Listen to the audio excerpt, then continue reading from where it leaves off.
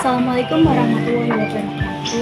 Halo teman-teman, saya Naiwatul Wafirah, 42 dari kelas B4 PKI. Di sini saya ada di tempat yang memiliki sejarah dari peradaban Islam yang ada di Kota Kudus. Lebih tepatnya ada di Desa Demangan, Kota Kudus. Halo teman-teman, kalian pasti sudah tahu Menara Kudus, ikon kota Kudus. Nah, di Kudus ada situs yang namanya Langgar Bubrah. Kalian tahu nggak? Umurnya itu jauh lebih tua dari Menara Kudus loh. Bahkan dari hasil penelitian, batu bata di Langgar Bubrah ini sudah sejak tahun 1456 Masehi. Bayangkan, sebelum Kesultanan Demak Bintoro berdiri di tahun 1511 Masehi. Langgar Bubrah ini sudah berdiri tegak loh. Jaraknya juga tidak terlalu jauh dari Menara Kudus, sekitar 300 meter saja. Nah, ini dia rutenya.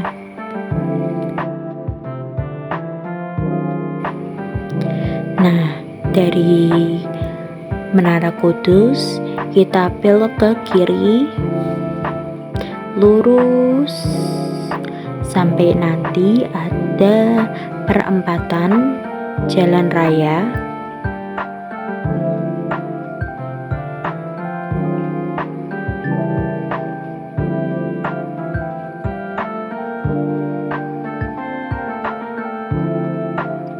Nah, ini perempatannya. Kita belok ke kiri, lurus,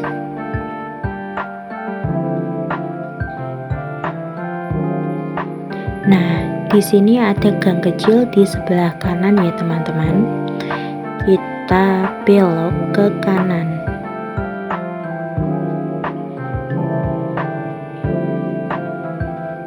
lurus terus. Ini memang di perkampungan ya teman-teman, lebih tepatnya di gang kecil yang ada di perkampungan di Desa Demangan, RT 2 RW 4, Kecamatan Kota, Kabupaten Kudus. Ini memang tempatnya sangat hidden gem sekali ya, sangat terpencil.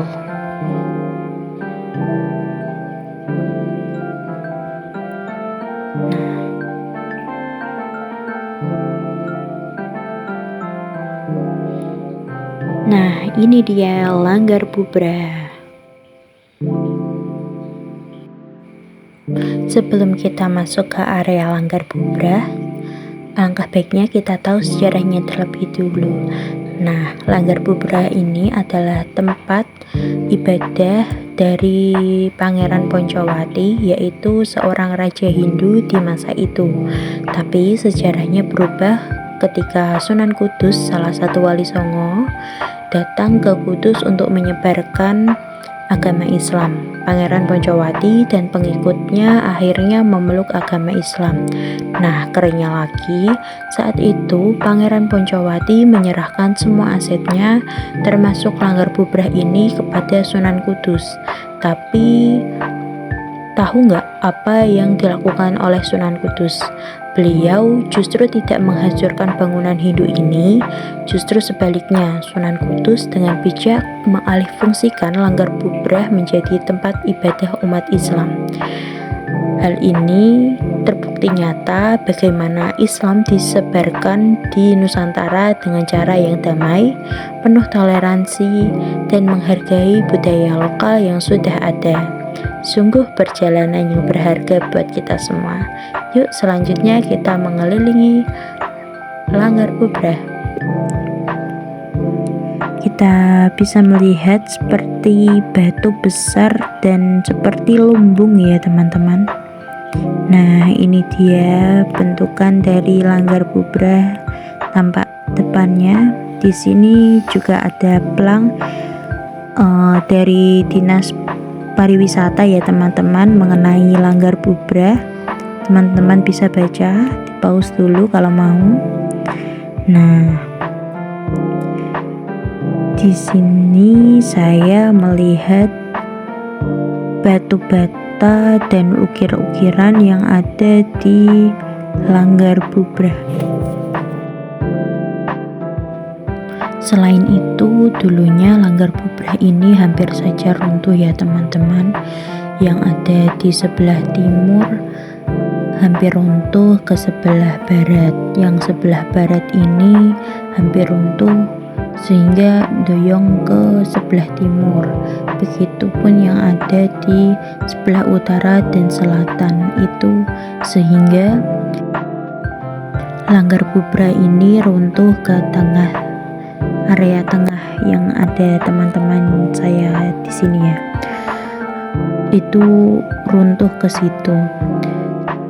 Nah, dulunya juga batu bata ini tidak saling rekat seperti ini ya teman-teman.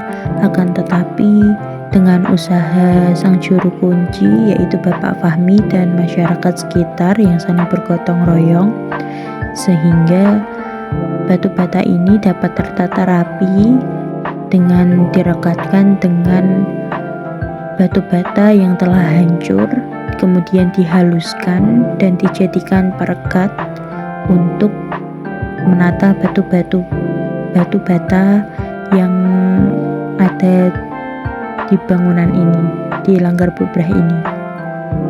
Selain itu, dulunya juga Langgar Bubrah ini tidak memiliki payung ataupun pendopo yang memayungi Langgar Bubrah ini, sehingga inisiatif dari masyarakat sekitar, Langgar Bubrah ini diberikan payung ataupun pendopo untuk melindungi masyarakat yang ingin beribadah di sini. Masyarakat yang beribadah di sini bukan hanya sekedar untuk sholat ya teman-teman. Ada juga masyarakat yang ingin bertapa di sini agar hatinya tenang, ataupun yang berzikir di sini. Terus Langgar Bubrah juga bisa digunakan untuk keselamatan di sini. Nah, pada kesempatan kali ini Bapak Fahmi bersedia untuk menunjukkan foto-foto Langgar Bubrah yang terdahulu. Menara Kudus ya, Menara Kudus. Nah, ini kan tahun 1929. Ini dari Jalan Raya. Ini tahun 1929. Dari Jalan Raya itu. Fotonya difoto dari jalan. Ini dulu berserakan kayak gini.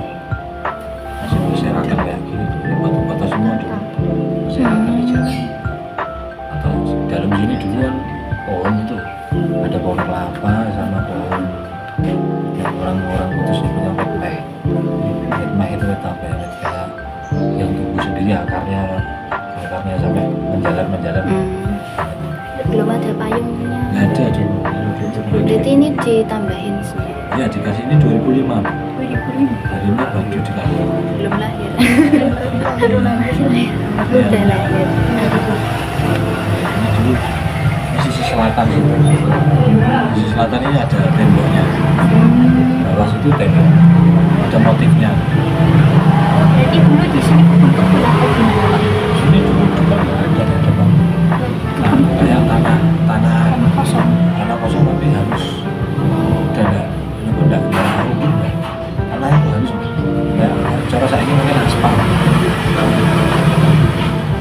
Kalau Kalau yang batu-batu di depan itu apa, Pak? Itu yang asli hanya dua itu.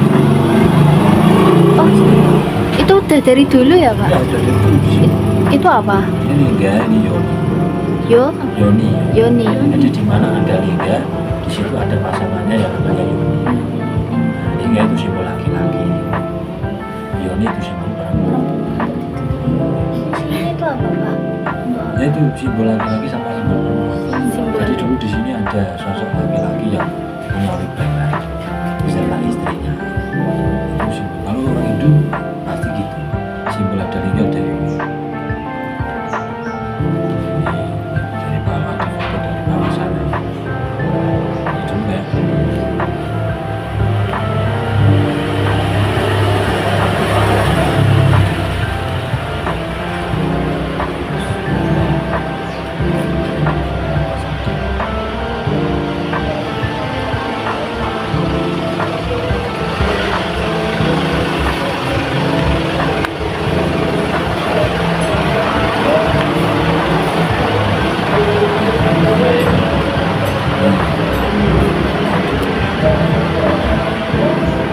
Di foto dari sana pojok ini.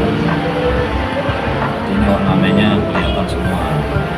Fotonya tinggal itu aja lagi ornamennya dari sisi ke sisi. Ini dari bawahnya dulu, pagar bawah masih kelihatan. Sekarang kan tinggal yang atas ini. Jadi ini memang tingginya dari dulu segini, atasnya kayu. Jadi segini terus atasnya kayu. Dulu songkok tunggal. Bangunan songkok tunggal satu tiang penyangga.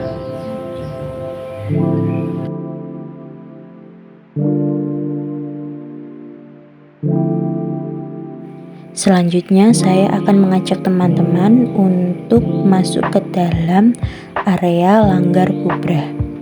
Saat kalian berkunjung ke Langgar Bubrah, mungkin kalian akan melihat ada bunga, kelapa, dan dupa di satu sudut di Langgar Bubrah.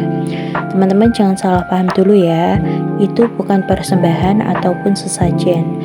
Menurut keterangan Bapak Fahmi, ia menjelaskan bahwa dupa, bunga itu adalah simbol dari kehidupan manusia yang merepresentasikan perpaduan makna spiritual dan kekayaan budaya di tempat ini.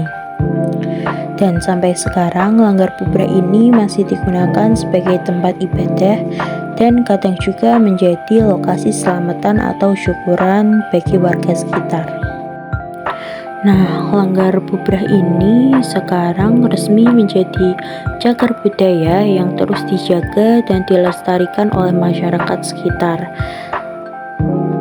Masyarakat Kudus didukung oleh pemerintah daerah sehingga punya kesadaran tinggi untuk merawat situs bersejarah ini. Jadi, tempat ini bukan cuma kumpulan batu bata tua, tapi merupakan warisan yang hidup, mengajarkan kita tentang sejarah, toleransi, dan bagaimana budaya bisa beradaptasi dengan indahnya. Jadi, gimana teman-teman? Menarik banget kan? Kalau kalian lagi di Kudus, jangan lupa mampir ke Langgar Bubrah ya. Langsung rasakan aura sejarah dan toleransinya. Sampai jumpa teman-teman. Terima kasih.